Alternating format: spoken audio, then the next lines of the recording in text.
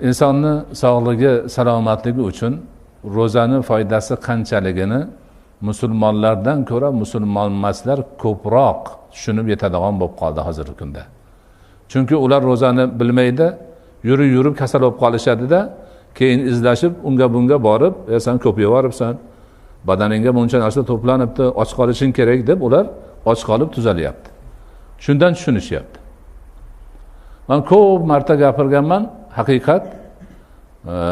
Demak bundan bir 20 yil, 30 yil oldin rus olimlari bir ilmiy tekshirish o'tkazishganda shuni natijasini sog'lik, salomatlik uchun och nahor yurish degan bitta kichkina kitobcha qilib chiqarishgan.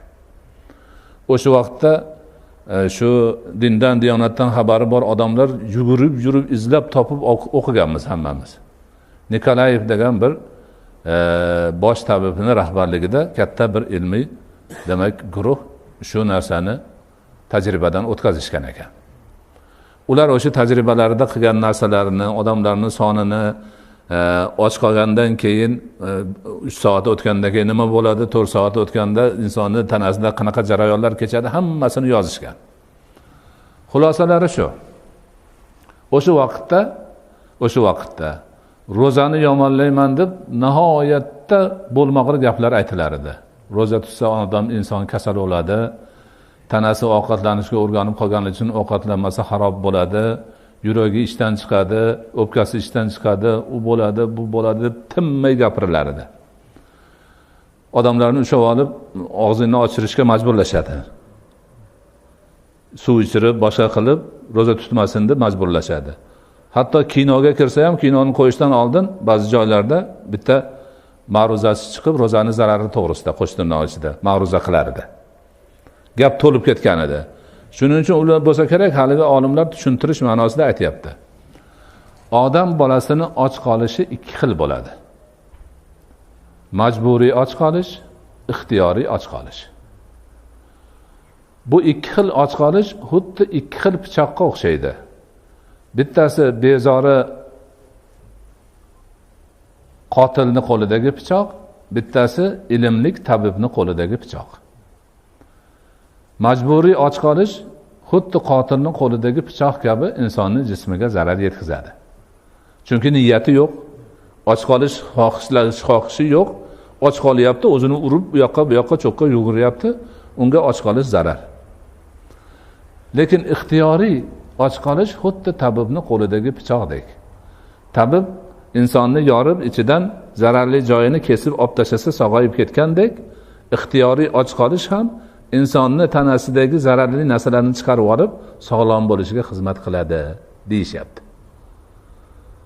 Tahlillarni keltirib xulosasi qiziq, eng qizig'i xulosa.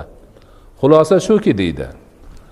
Hozirgi zamonamizning har bir odami yil bo'yi sog' salomat yuray, kasalliklarga uchramay desa, o'z ixtiyori bilan 28 kundan 32 kungacha ixtiyoriy och qolsin deyapti. O'rtasini olsak 30 kun chiqyapti.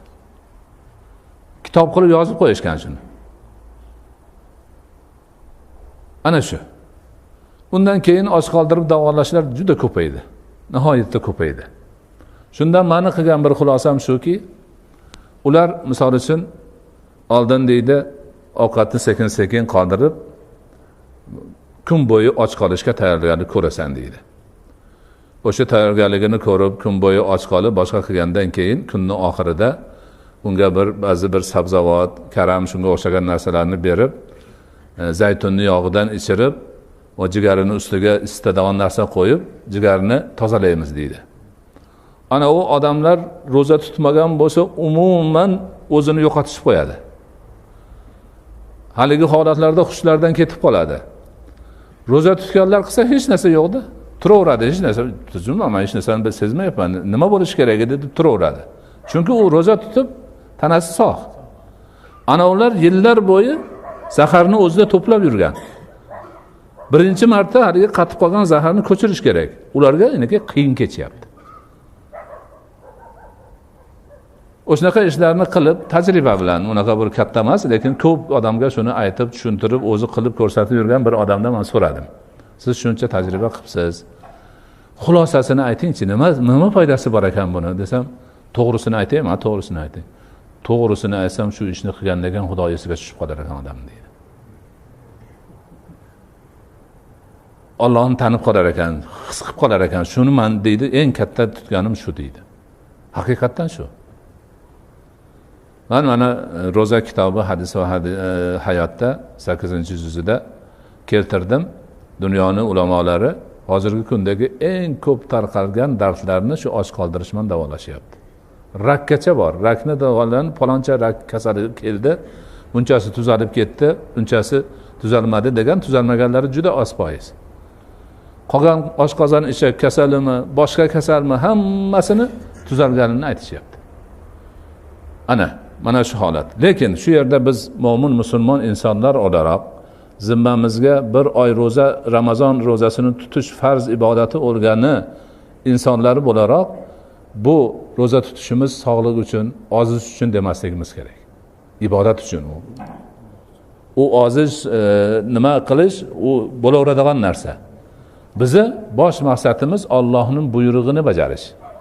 Zimmamizdagi farzni ado etish, bandachiligimizni yuzaga chiqarish.